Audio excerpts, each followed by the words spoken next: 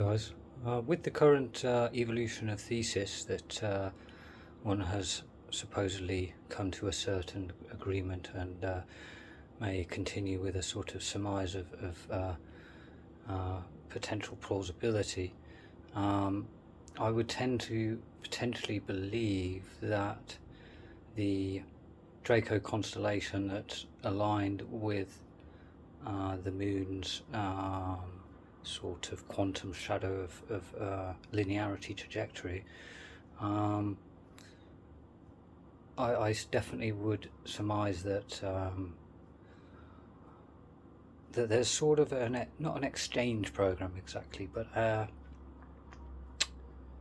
sort of an upgrade of evolutionary process that's going on this planet that's very much to do with the karmic energy field as a sort of halfway house. So if you can picture the fact that there's souls that are being reincarnated here that are previously reptilian based, they are having to go through huge evolutions of emotional intelligence here, because it's like a whole extra bandwidth of frequencies that their consciousness, that their DNA, that their RNA, that their DNA and their chakra system of RNA induction has gone through, it's gone through radical changes. So it's going to be like a sort of stressful for them in its own way, without them realizing, because they've been born here, and as far as they're concerned, they're human. They've always been human, and that's it. And most of them don't believe in reincarnation or anything because they've never been reincarnated before. So they've come here and they're very much within a limited plane of spiritual sort of graspings, which is completely understandable. And of course, that's possibly also why we live in an egoic created world of construct, to help manage that process, because as I know from my own experience, EQ replaces the ego. Once your ego is gone, something needs to fill that void, and it's love.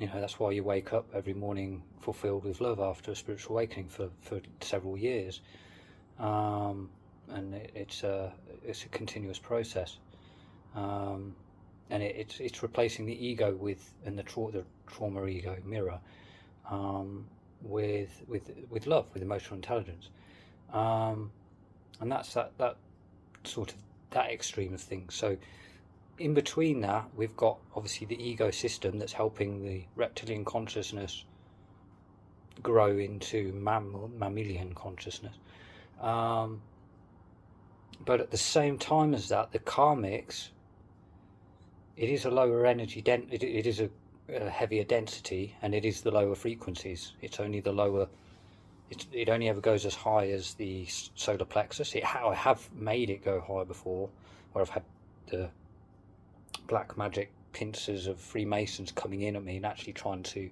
come in from each side at my pineal gland. Thankfully I was able to put a stop to that. I kind of woke up out of lucidity and realised what was going on. And the screwed up thing is, one side was Amelia Clark and the other side was Lewis Hamilton. One being the shadow from inner source that I was having to deal with and dissolve through our connections, but the other half was outside sources. So it was like two from opposite sides coming in, and I know it was because the clairaudience out of the lucidity, I knew it was each of those two. So it's their reptilian shadow consciousness that I was dissolving as part of the process, because although Amelia Clark's my twin star flame, there's still the karmics with her to deal with, which is why this process has been so lengthy and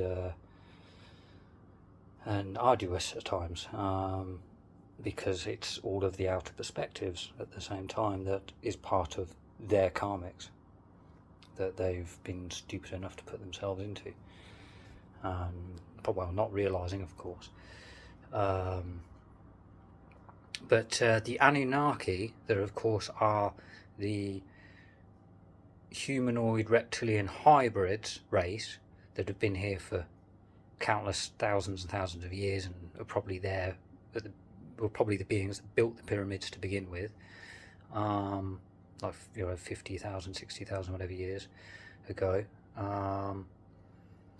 and they supposedly achieved technological immortality. But in doing so, they've turned themselves off from God's source, messed around with our DNA to try and turn us into slaves with a worship gene that only worship outside sources, and instead of empowering ourselves, which is also part of the DNA evolution that's going on this planet, within the sort of manipulated strains, as it were, of which we all will have within us within varying degrees, and that's part of this evolutionary process of dissolvement via the quantum DNA, which is activated through each of your chakras. Bearing in mind that most people that haven't been awoken are residing within the lower three chakras all the time. They know what love is, and they'll feel love, but then it drops back down again, doesn't it? It's not a continuous plane of solidarity, like what happens when you're spiritually awoken, which is how you can handle everything, because you can amalgamate everything back into where it came from to begin with, which is love, because you know better.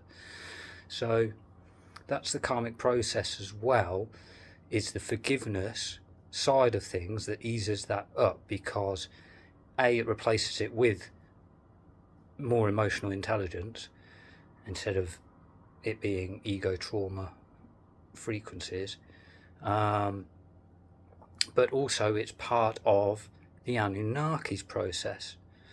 We're sharing the Anunnaki. The karmic field is Anunnaki, which is an old karmic law that's being shared with them, because they diminished themselves from God connection due to a lack of faith, because that's what technology does. It's directly against faith, its ideologies, and they ideologized themselves to the point where they literally turned themselves off from godly connection, and part of creating technological immortality was that process of learning. We're sharing that karmic field with them, and they're relearning faith through the karmic system. So that's what's going on. At the same time as that, my thesis to do with the Draco reptilians is that they're coming in and potentially screwing around with things. I don't quite know. They could be aiding the Anunnaki, but then again, they might not be. They may well see the Anunnaki as weak, because the Anunnaki aren't full reptilian. And for all we know, that they're taking over the Anunnaki as well. We don't have obviously any information on that, but I would say that the moon may have been Nibiru, and it's been taken over potentially by the Draco, which are full reptilians, and this is something that's been sort of discussed in the UFO communities for quite some time now. With the Solar Warden and Spear Being Alliance and many, many more, as well as stories and accountings, and of course all the reptilians that are carvings and that are paintings within ancient ruins and caves and all of the rest. It's all part of our ancient mythology. But you have the same sort of information cropping up all around the world. Then you kind of can put a million and a million together, and you can kind of come up with a pretty unradical prognosis of situation of circumstance. So there has been something like that going on at the same time with humanity. We have, of course, been visited for countless, probably hundreds of thousands of years. and it's good to see that things are evolving to a place now where we're ready to face it all. At least the majority are. So that's a good thing. But I just wanted to kind of share this with you, because I've come to realise how the karmics are due to feeling. I've learned everything from inside of myself regarding the energetic side of things. Obviously I still find information on the internet, which has helped, but a lot of it I learn within myself first, and then I verify it afterwards from my own accountings, which is the best way to go about things, because then you truly learn, don't you? You're not just going on hearsay and not really taking into account the information. You're not living and breathing the information. You don't become the information. A lot of people that are going around in the modern day world, they take information in their mind, they go, oh, okay, yeah, I've learned that now, but it isn't incorporated into their being. They don't become the information, and that's because they don't fully learn it. They create an ideology of it, but they don't become the information. And that's how you evolve, of course, is learning and then evolving to incorporate that information as part of an integral part of your being. So there's that side of things, but point being, or sphere being on that, is that I've learned to quite a depth now what these energies are like, how to manage them, that there's two separate layers going on. One of them's karmic, one of them's faith, essentially, which is a mirror of love. And I know that Amelia's going through the exact same mirror as myself, and it's been not an easy thing to manage, but thankfully it's gotten easier over the last few months. It slowly, steadily has gotten easier, and it's now at a place where it's very definitely manageable. It doesn't feel too crazy. There's just hold-ups. There's just every so often there's blockages and hold-ups, and I have to blast through a barrier that's there to unlock more, essentially, for Amelia. Obviously it'll make me feel better as well, but that's not my motive. My motive is her and her spiritual journey, and her having her spiritual awakening, which will change her entire life. And that's what matters to me, and nothing will get in the way of that. And I can't stress that more. I don't need to stress that more. I'm just telling you that is the case, and I will die before that happens, because nothing will get in the way of it. So that's what's on my mind. Although it's more in my feeling, I try and keep it out of my mind, because it's a constant management process to keep ideologies out, because ideologies attack. So that's part of the process. But the forgiveness side of things, that I've come to a greater acceptance of wisdom in being. I mean, I was always able to forgive people to an extent, but I'm learning it on a whole different level now. And I think the mirror of that for Amelia will be that she's going to learn that she's been too forgiving of people, and she hasn't stamped her own authority enough on things. She's let life just take her away via outer perspectives. So of course she's very forgiving, but that's also lent hand into her losing her own sense of empowerment, her own sense of self-sufficiency. So that's what's currently going on. So she's going to be learning to stop being so much of a bloody weakling and stand up for herself more. And I'm going to learn to be more forgiving. And the karmic process that's Anunnaki linked is part of the dissolvement. So the karmic dissolvement is myself and Amelia coming to a greater appreciative inner standing of love, essentially the same love, because that's what it is. It's a mirror of love. It's the same recognition of what a love is, the same understood meaning of love, which is the meaning of life, and that's why we're our own Adam and Eve.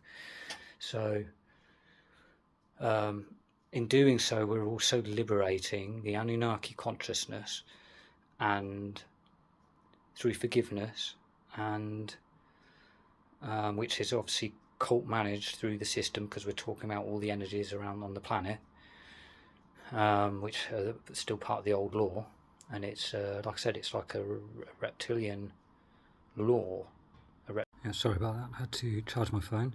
Like I was saying, yeah, it's a reptilian law to create balance from out of the chaos of being a reptilian in a past life, and the Anunnaki are like the go-between halfway house that's here managing this planet on a karmic, systemic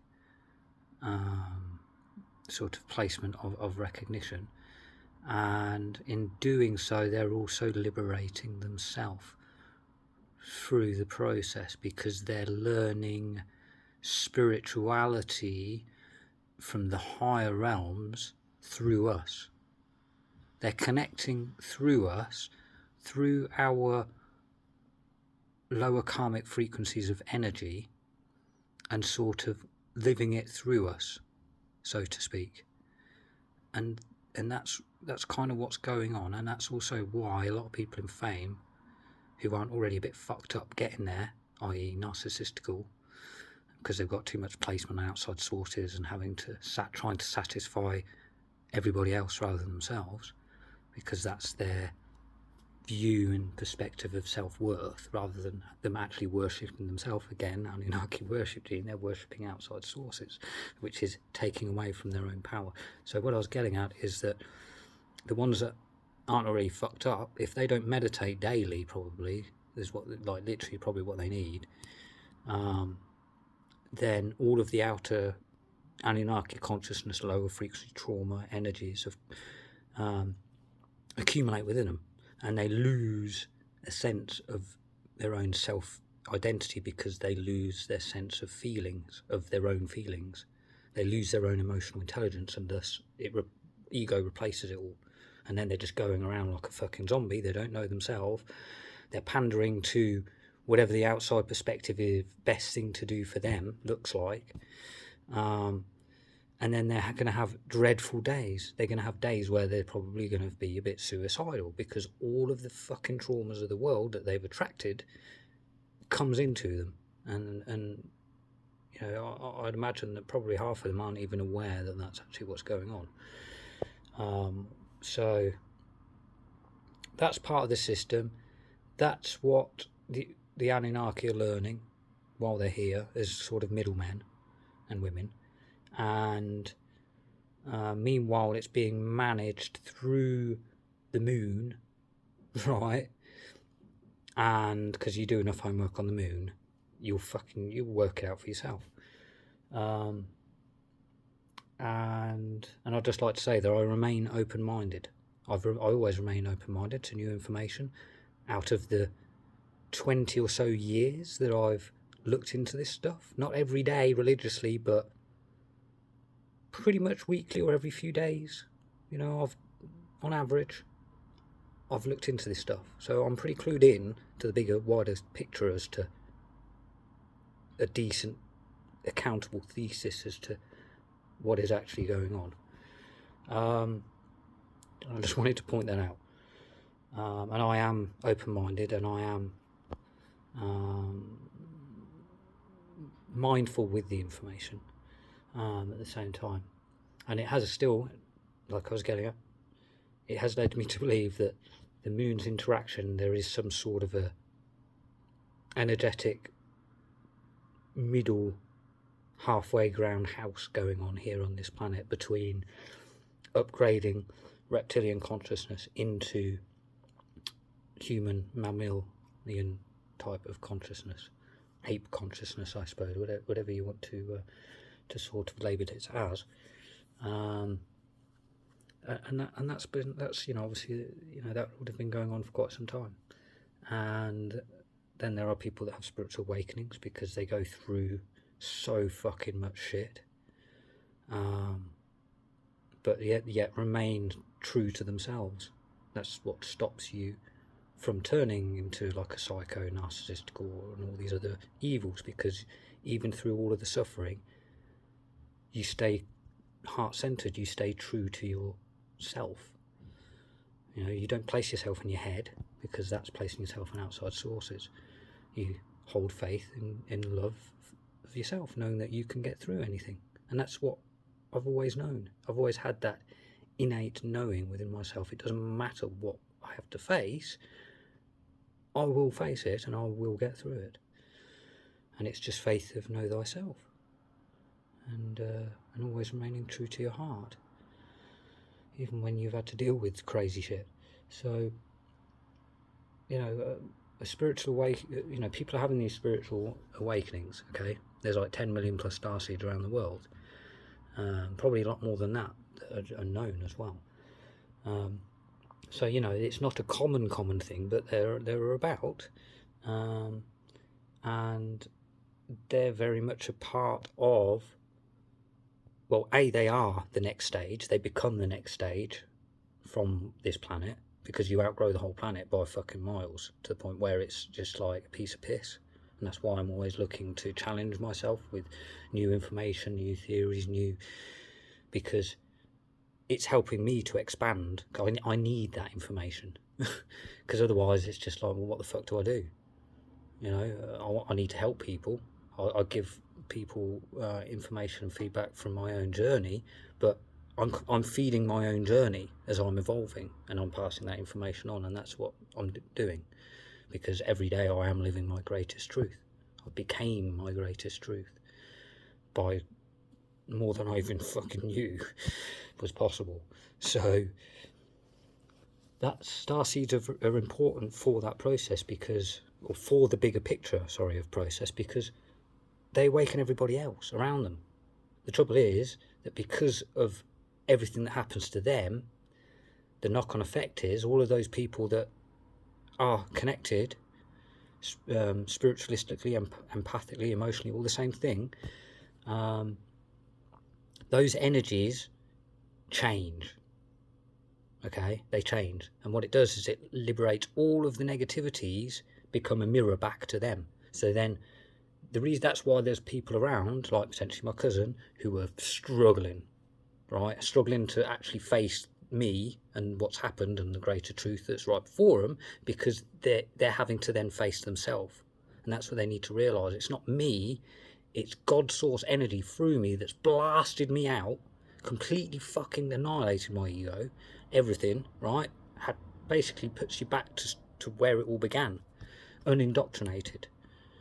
But all of the information, all of the knowledge from your whole life, all of it, even the subconscious stuff, all of it, boom, it's right there, and you've got it, and it's into your system, and it's encoded onto your DNA, and bam, and your mind's free, and there you go. And that's how life is. So that's why there are people around that are going to be, and I've said this before, are going to be struggling. Okay, they're either not going to be able to face the reality, so they're going to continue deluding themselves, which means they're just going to fuck themselves up, because they're dealing with a delusional karmic energy connection to me that's connected to Lewis Hamilton and Amelia Clark, who are connected to millions and millions and millions of people. It's going to turn them into fucking reptilians, basically, because they're fucking facing karmic energies that is going to keep them down, whether they delude themselves or not. They're just delusions. They're not their actual placement. So I'm letting them know this, because that is what they're facing, and they need to accept it. They can either be ignorant and fuck themselves over big time, or they can listen to what I'm saying, take it for themselves and their own. I'm not manipulating anybody. I'm just giving them the fucking information. It's up to them how they want to take it. Okay? Because I'm not going to manipulate. The world is a manipulation, and I'm not being a part of that. I'm creating my own fucking world, and it's a greater truth than the world out there, because it's faith and it's not karma. So that's what other people are having to deal with through me. Okay, I'm not their enemy, but their ego is going to be trying to treat me like an enemy, and they just need to be aware that that is the case, because what it actually is it's dissolving their ego, and it's liberating them into greater know thyself, self-evaluations of truth. That's what it is. And it's not so much a choice, it's just me following the truth, me following what needs to be done, me following the evolution, me following the energies, and then trying to create the environment as a facilitator and liaison for the other people to then go through their own process. I'm not saying, look, you need to be doing this, this, and this. I want you meditating 3 times a day. You've got to be doing this, this, and this. No, no, no, no. Just the awareness, and then going about it in your own way and time. That's all I'm asking. That's not really much, is it?